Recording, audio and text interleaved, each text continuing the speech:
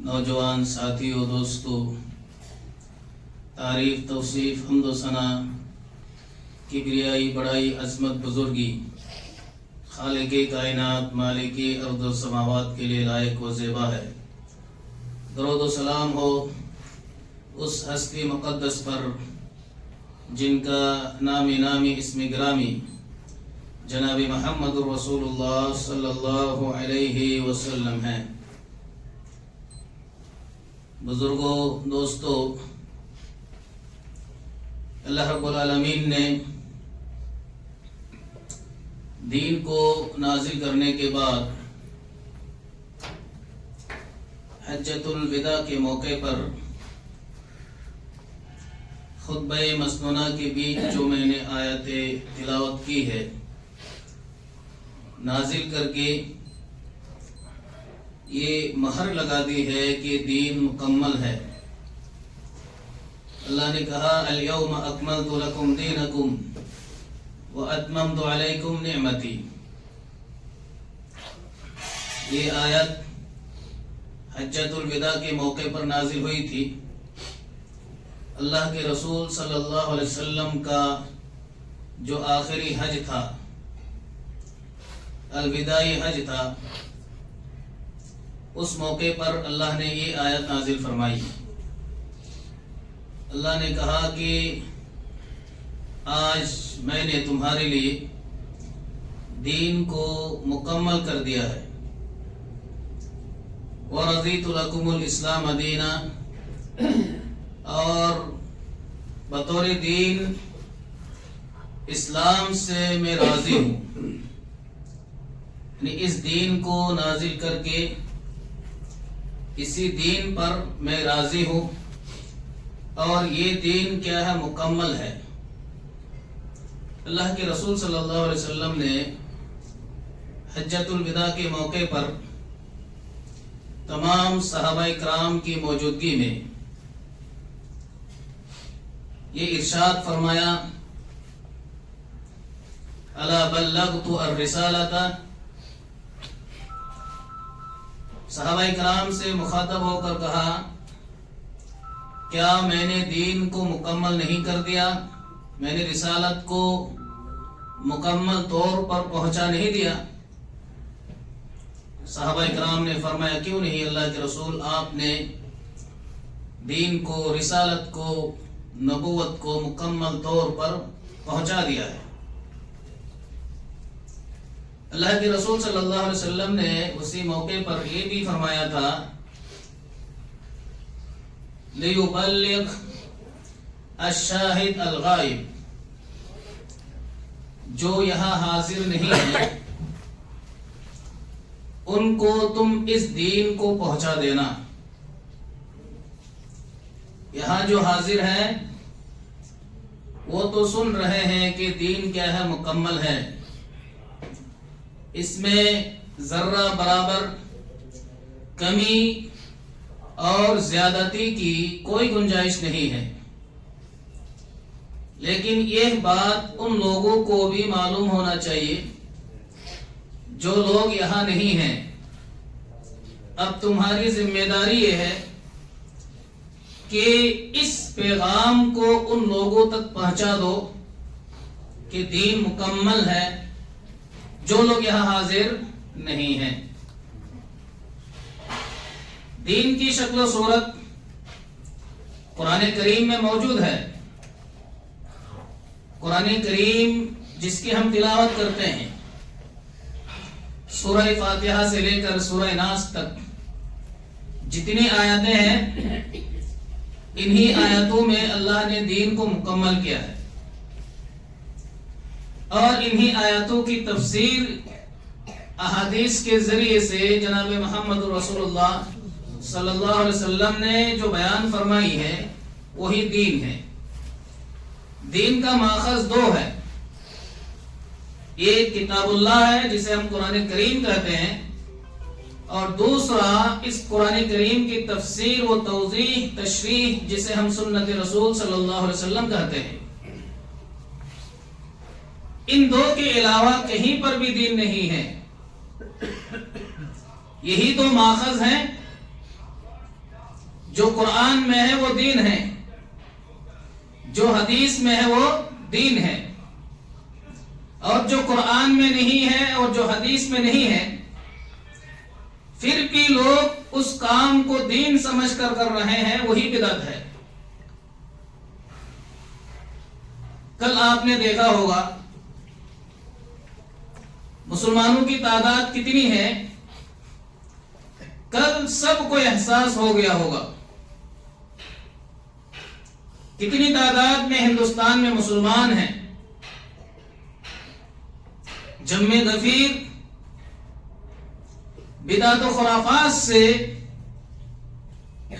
پوری رات کو ان مسلمانوں نے بدعت و خرافات کا مجموعہ بنا دیا ہے۔ کون سا کام کرنا ہے، کیا کرنا ہے اور کیا نہیں کرنا ہے، اللہ نے واضح انداز میں قرآن میں بیان فرما دیا ہے۔ اللہ نے کہا کہ ما آتاکم الرسول فخذوہ،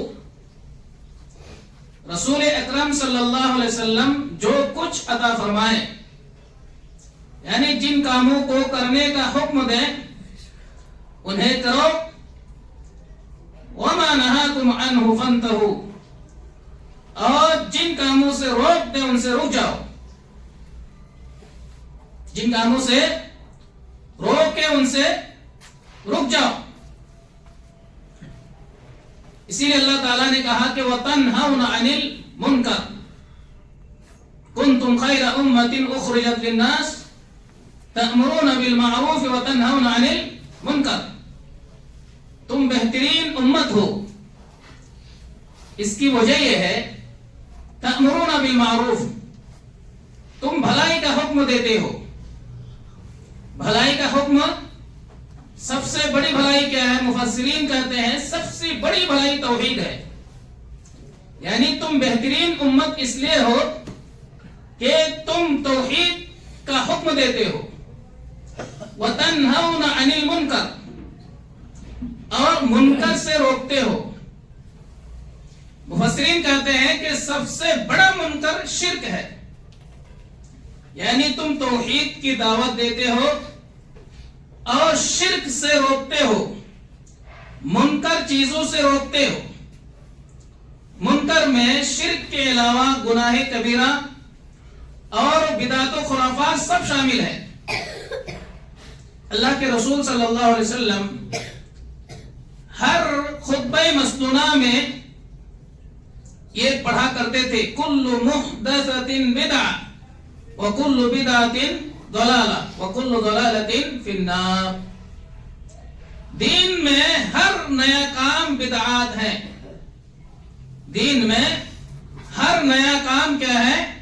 بدعت ہے، اور ہر بدعت گمراہی ہے، اور ہر گمراہی جہنم کی طرف لے جانے والی ہے۔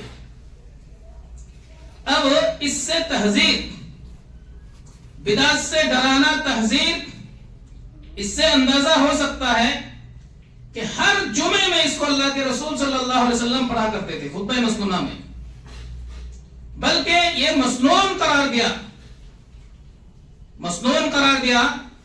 آپ پوری دنیا میں آپ دیکھیں، جہاں جہاں جمعہ کی نماز ہو رہی ہے، خطبہ مسنونہ میں، ہر خطبہ مسنونہ میں ہر امام، ہر خطیب اس حدیث کو پڑھتا ہے، بیان کرتا ہے، کل محدثۃ بدعہ، ہر نیا کام کیا ہے؟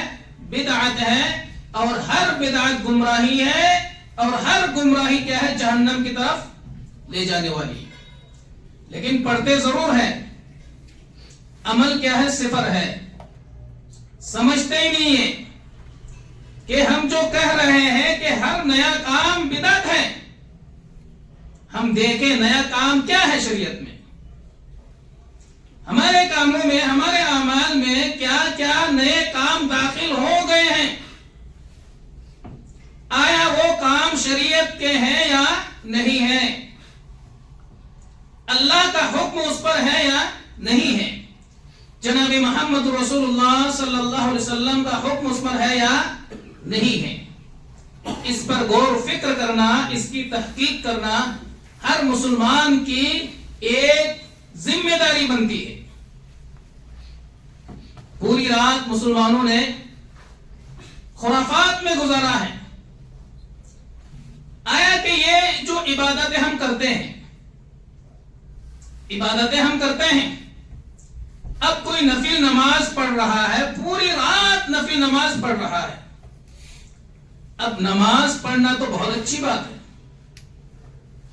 کوئی بھی ایک عام مسلمان یہ نہیں کہے گا کہ نماز پڑھنا غلط ہے. نماز پڑھنا بہت اچھی بات ہے. اب یہ الفیہ نماز پڑھتے ہیں، یہ 1000 بار سورہ اخلاص پڑھتے ہیں. اب سورہ اخلاص میں جو معنی مفہوم ہے بہت ہی اچھا ہے. اللہ رب العالمین کی مکمل تعریف، مکمل تعارف بیان کیا گیا ہے. اس کی تلاوت ہوتی ہے اور جو بھی دعائیں ہوتی ہیں اور جو بھی عبادتیں ہوتی ہیں، کوئی بھی عام مسلمان یہ تصور بھی نہیں کرے گا کہ غلط ہے. اور بدعت و خرافات کی شکل و صورت، ظاہر بہت اچھا ہوتا ہے تاکہ امت کو بہت اچھی طریقے سے دھوکہ دیا جا سکے. اگر ظاہراً ہی غلط معلوم ہو، غلط محسوس ہو، برا لگے دیکھنے میں، کوئی بھی مسلمان نہیں کرے گا. اسی لیے بدعت کا جو فارمولا ہے، ظاہر اس کا بہت نیک ہوتا ہے، دیکھنے میں نیک کام معلوم ہوتا ہے، یہ کام بہت اچھا ہے، یہ کام نیکی کا کام ہے، یہ اجر و ثواب کا کام ہے، اس میں حرج کی کون سی بات ہے؟ نماز پڑھنا کوئی حرج کی بات نہیں ہے. لیکن جس نماز کو ہم نے پڑھی ہے، وہ نماز اللہ کے رسول صلی اللہ علیہ وسلم نے پڑھی یا نہیں پڑھی، صحابہ کرام نے پڑھی یا نہیں پڑھی، ہمیں اس کو دیکھنا ہے.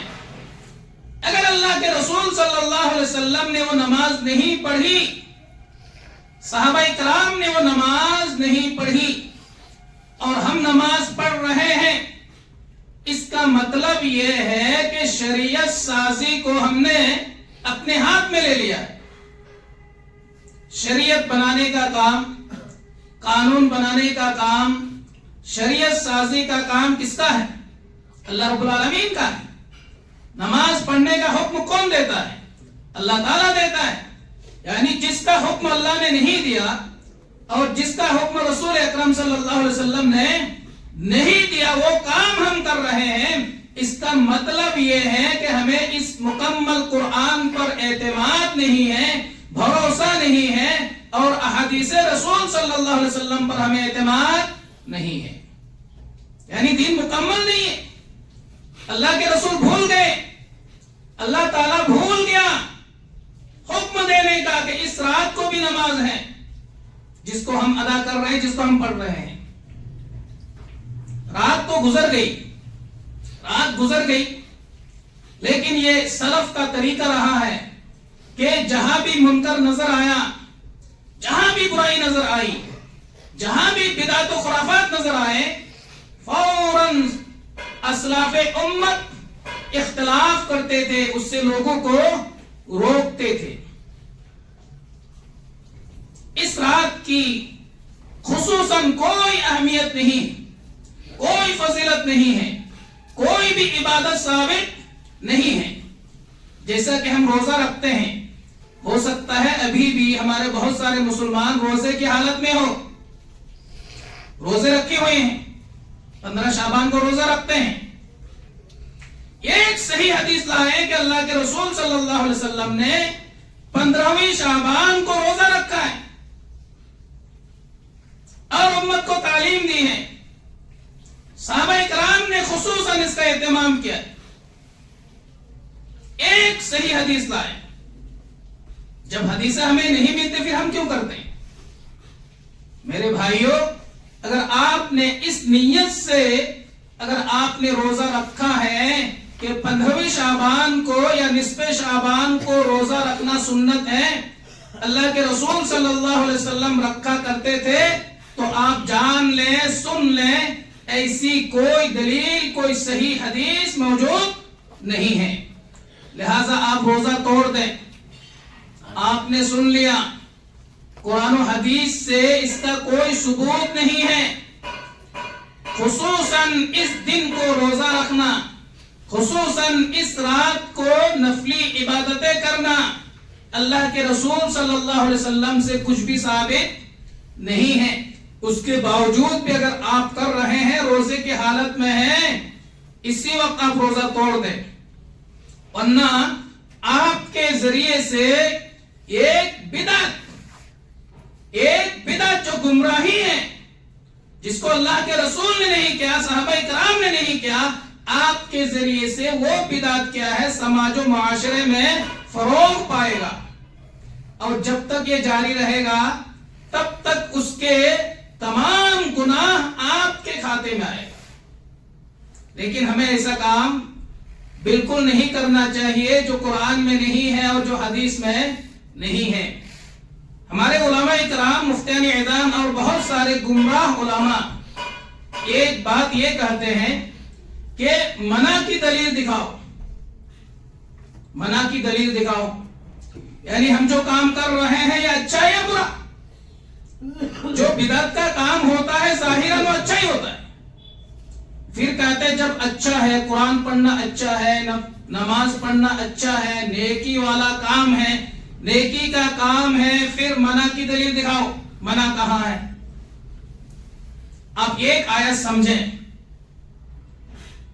منع کی دلیل کہاں ہے؟ آپ سورہ حدید کھولیں، سورہ حدید، سورۃ الحدید آیت نمبر 27 کھولیا. ایک اصول اللہ رب العالمین نے بتلایا، ایک اصول بتلایا ہے کہ وَرَهْبَانِيَّةً ابْتَدَعُوهَا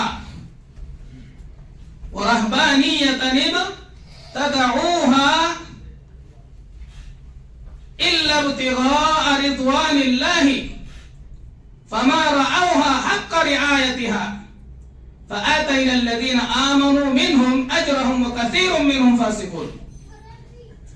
اگر اس آیت کو ہم صحیح سے سمجھ لیں، دین کا ایک بنیادی اصول ہمیں سمجھ میں آئے گا. ایک اصول، اس سے پہلے بھی میں نے کئی جمعے میں کہا، عبادت کے لیے دلیل کا ہونا ضروری ہے. عبادت کے لیے دلیل کا ہونا ضروری ہے، منع ہونا ضروری نہیں ہے. یعنی ہر عبادت حرام ہے، آپ نہیں کر سکتے. اگر کریں گے تو اس کے لیے صحیح دلیل کا ہونا کیا ہے؟ ضروری ہے. یعنی دلیلوں سے جو ثابت ہیں وہی عبادت ہیں. ثابت کا نہ ہونا یہ دلیل ہے کہ ہم اس کام کو نہیں کر سکتے. اللہ تعالیٰ نے کیا کہا نصارہ کے بارے میں؟ وَرَهْبَانِيَّةً ابْتَدَعُوهَا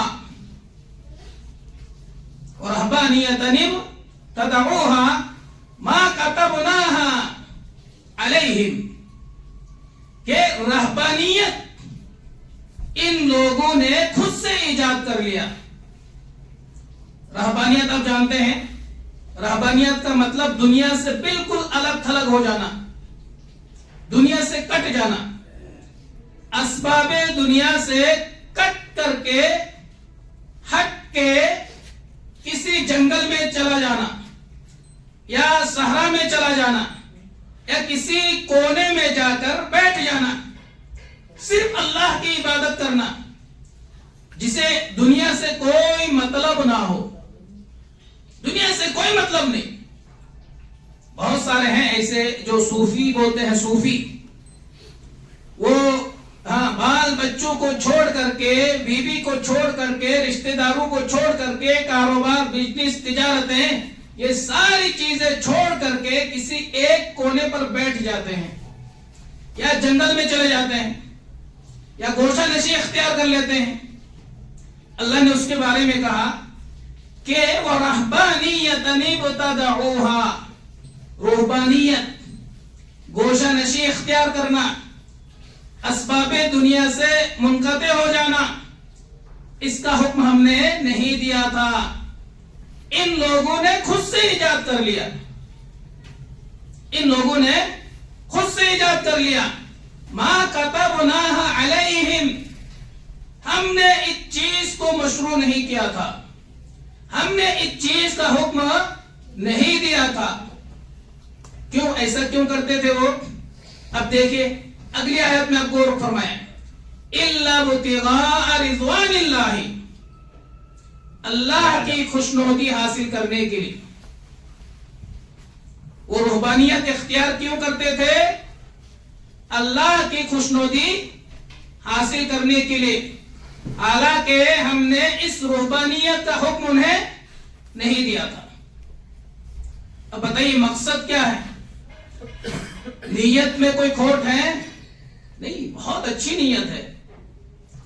یہ جو صوفی لوگ ہیں جو رہبانیت اختیار کرتے، اللہ نے خود اس کی گواہی دی ہے، ان کا دل بالکل صاف تھا، نیت بہت اچھی تھی، اللہ کی رضامندی کے لیے، اللہ کو خوش کرنے کے لیے یہ کیا کرتے تھے؟ رہبانیت اختیار کرتے تھے جس کا حکم ہم نے نہیں دیا تھا۔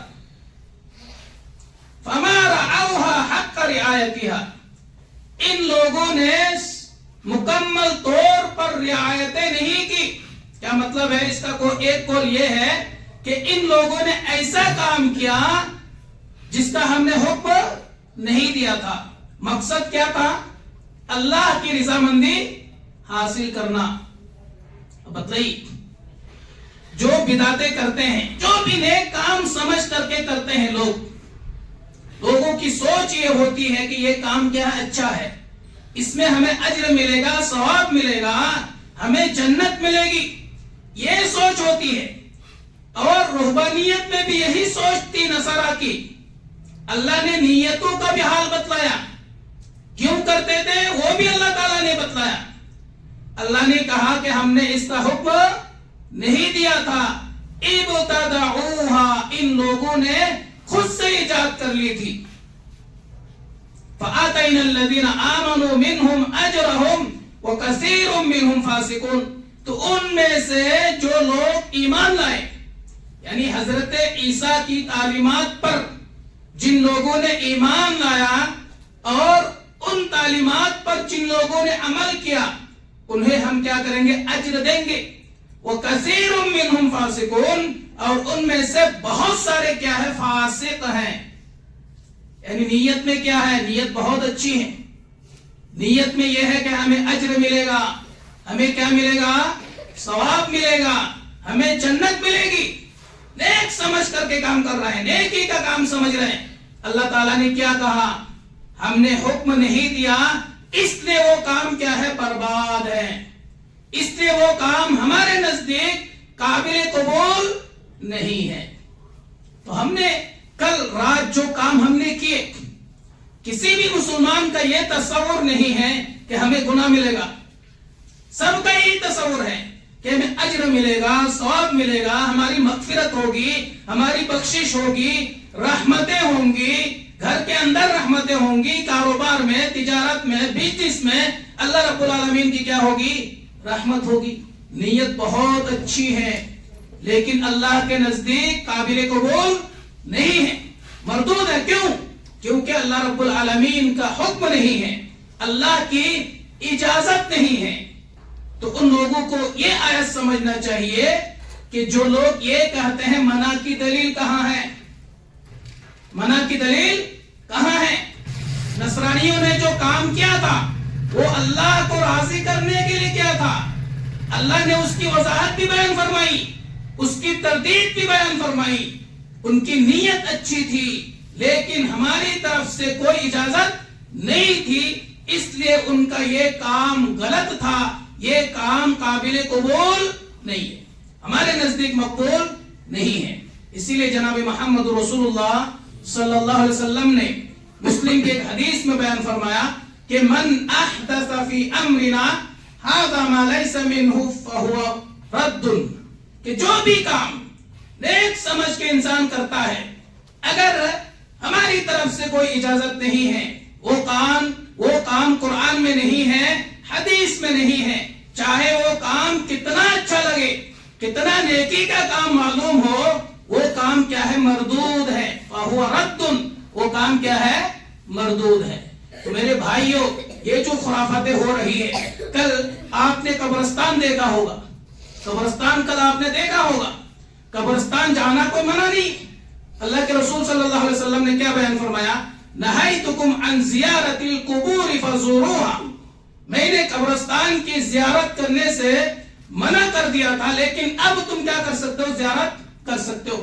اب زیارت آپ نے اس رات کو کیوں خاص کیا؟ کیوں خاص کیا؟ آپ نے دیکھا ہوگا کتنے چراغیں اور کتنی موم بتیاں وہاں جلی ہوں گی، لاکھوں کروڑوں روپے مسلمانوں نے وہاں خرچ کیا، اسراف کیا، تبذیر کیا۔ یہ تو سراسر حرام ہے۔ کوئی موضوع حدیث بھی نہیں ہے، ضعیف حدیث بھی نہیں ہے، قبرستان جانے کی حدیث ہے۔ کسی بھی وقت آپ جائیں، کسی بھی دن جائیں، کوئی دن فکس نہیں، متعین کرنا غلط ہے۔ اس رات کو ہم جائیں گے، یہ کیا ہے؟ غلط ہے۔ لیکن بقیہ جو کام کرتے ہیں، موم بتیاں جلاتے ہیں، چراغاں کرتے ہیں، کیا کیا کرتے ہیں، کسی موضوع حدیث میں بھی نہیں ہے۔ یہ کیوں کرتے؟ قبرستان جانے کے سلسلے میں اللہ کے رسول صلی اللہ علیہ وسلم سے، حضرت عائشہ سے جو مروی ہے، اس رات کو اللہ کے رسول صلی اللہ علیہ وسلم قبرستان گئے تھے۔ مان لے حدیث ضعیف ہے، سب کا اتفاق ہے حدیث ضعیف ہے، مان لے پھر بھی حدیث ہے، تو اللہ کے رسول صلی اللہ علیہ وسلم قبرستان جا کر کے چراغاں کی، موم بتیاں جلائی۔ پوری زندگی میں کتنے بار گئے؟ ایک بار گئے۔ حدیث ضعیف ہے، مان لے کہ ہم ضعیف حدیث پر عمل کرتے ہیں۔ ایک بار گئے اللہ کے رسول، تو آپ بھی ایک بار جائیں۔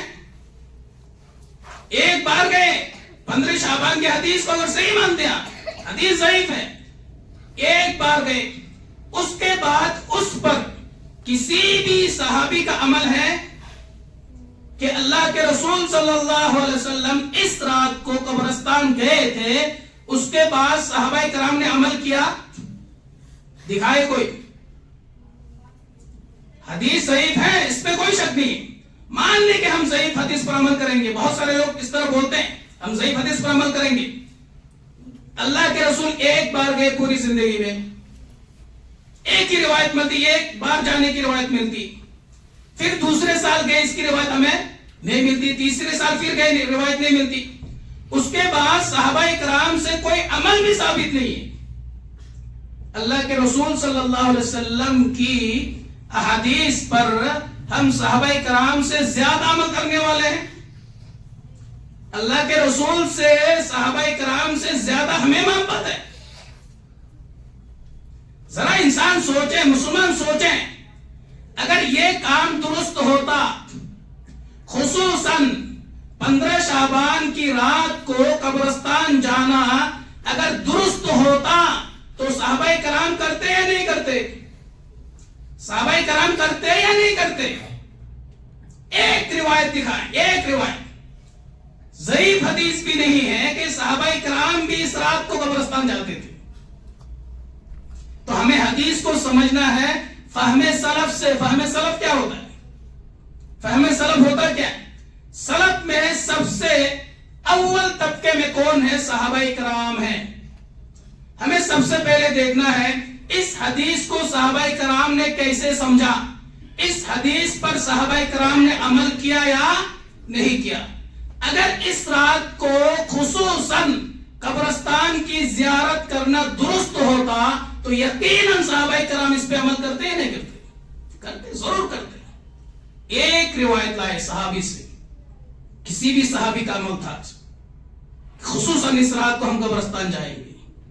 تو یہ من گھڑت قصے، کہانیاں اور بدعت و خرافات نے مسلمانوں کو گھیر رکھا ہے، اور مسلمان سمجھ بھی نہیں پا رہے کہ بدعت ہے، یہ خرافات ہیں، اور یہ جو ہم نیک سمجھ کے کر رہے ہیں، نیکی کا کام سمجھتے ہیں، یہ نیکی کا کام نہیں ہے، یہ بدعات ہے جو جہنم کی طرف لے جانے والے اعمال ہیں۔ تو میرے بھائیو، اگر آپ نے روزہ رکھا ہے، خصوصاً اس نیت سے آپ روزہ توڑ دینا، ورنہ آپ جواب دہ ہوں گے۔ میں نے پیغام پہنچا دیا کہ خصوصاً اس دن روزہ رکھنا اللہ کے رسول سے ثابت نہیں ہے۔ ہاں اگر آپ کی نیت میں خصوصاً نہیں ہے، آپ رکھتے ہیں اسے روزہ رکھتے ہیں، کثرت سے اس مہینے میں روزہ رکھنا چاہیے، آپ رکھ سکتے ہیں۔ ایام البیس سمجھ کر کے اگر آپ روزہ رکھ رہے ہیں، یعنی شعبان ہر چاند کی 13، 14، 15 تاریخ کو روزہ رکھنا اللہ کے رسول سے کیا ہے؟ ثابت ہے۔ اگر نیت پہ وہ ہے، آپ اس پر عمل کرتے ہیں، کرتے آ رہے ہیں، کوئی حرج کی بات نہیں۔ اسی طرح جمعرات کو اللہ کے رسول روزہ رکھتے تھے، اس نیت سے اگر آپ رکھ رہے تو کوئی حرج کی بات نہیں، بہت اچھی بات ہے۔ سوموار کو اللہ کے رسول صلی اللہ علیہ وسلم روزہ رکھتے تھے، اگر اس نیت سے اگر کوئی سوموار کو رکھ رہے کوئی حرج کی بات نہیں ہے۔ اگر نیت میں یہ ہے کہ 15 شعبان ہے، اس تاریخ کو روزہ رکھنا اللہ کے رسول سے ثابت ہے، تو آپ اس فکر سے، اس نظریے سے، اس عقیدے سے توبہ کر لیں، ایسا کچھ بھی ثابت نہیں ہے۔ بہت سارے لوگ یہ بھی کہتے ہیں کہ روح ہے، اس رات کو روح کیا ہوتی ہے؟ اللہ کے ہاں پروان چڑھتی۔ اللہ نے قرآن میں کیا کہا؟ وَمِن وَرَائِهِمْ بَرْزَخٌ إِلَى يَوْمِ الْقِيَامَةِ تُبْعَثُونَ۔ کہہ رہے مرنے کے بعد ایک برزخ ہے، ایک حائل ہے، اور مرنے کے بعد کوئی بھی روح دنیا میں نہیں آتی۔ اب یہ بنا رکھے کہ اس رات کو 15 شعبان کی رات کو روح کیا ہوتی ہے؟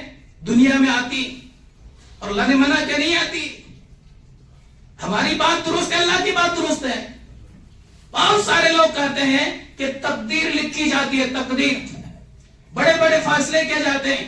مسلم شریف کی حدیث ہے کہ اس دنیا کی، زمین و آسمان کی تخلیق سے 50,000 سال پہلے اللہ نے لکھ دیا۔ اس رات کو کیوں لکھیں گے بھائی؟ زمین و آسمان کی تخلیق سے 50,000 سال پہلے اللہ تعالیٰ نے تقدیر لکھ دیا، موت و حیات لکھ دیا، کس کی موت کب ہوگی، کیسے ہوگی، کتنی حیات ہوگی، کتنی روزی ملے گی، رزق کتنا ملے گا، بدبخت ہوگا یا نیک ہوگا، یہ سب کچھ اللہ تعالیٰ نے کب لکھ دیا؟ 50,000 سال پہلے، وہ بھی زمین و آسمان کی تخلیق سے 50,000 سال پہلے۔ پھر ٹکراؤ ہے نہیں ٹکراؤ ہے؟ کوئی ٹکراؤ نہیں ہے، کیونکہ ہم نے یہ بنا لیا ہے۔ اللہ کے رسول سے ایسا کچھ بھی ثابت نہیں ہے کہ اس رات کو بڑے بڑے فیصلے کیے جاتے ہیں، تقدیری لکھی جاتی ہے، موت و حیات کے فیصلے ہوتے ہیں، رزق کے فیصلے ہوتے ہیں۔ یہ سب من گھڑت قصے کہانیاں ہیں جو کہ مسلمانوں نے بنا رکھا ہے، کچھ بھی ثابت نہیں ہے۔ وقت نہیں ہے، چند باتیں اور تھی میں کہتا، خصوصاً آج کے اس جمعے میں جو میرا پیغام ہے، اگر آپ نے روزہ رکھا ہے اس نیت سے کہ 15 شعبان کو روزہ رکھنا چاہیے، تو آپ روزہ توڑ دیں، ورنہ آپ کیا ہوں گے؟ گنہگار ثابت ہوں گے۔ ایک بدعت ہے اس نیت سے روزہ رکھنا، اور ہر بدعت کیا ہے؟ گمراہی ہے، اور ہر گمراہی جہنم کی طرف لے جانے والی ہے۔ اللہ رب العالمین سے دعا ہے کہ اللہ تعالی ہمیں کتاب و سنت پر عمل کرنے کی توفیق عطا فرمائے، قرآن و حدیث کو فہم سلف پر سمجھنے کی توفیق عطا فرمائے۔ آمین یا رب العالمین۔ وما علینا الا البلاغ۔